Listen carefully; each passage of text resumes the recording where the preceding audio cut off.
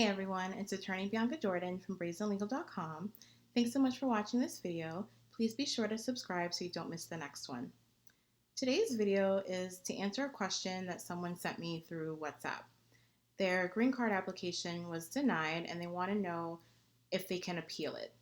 So generally speaking, you can't appeal a green card application denial. However, you can apply you can do a motion to reopen or reconsider.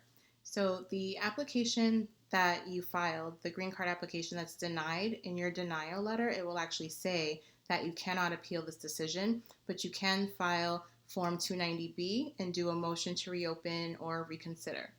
However, when you're doing a motion to reopen or reconsider, you have to show that USCIS misinterpreted some law and that impacted their decision to deny your green card case. Or you have to come up with a lot of new evidence that shows that they should reconsider your case.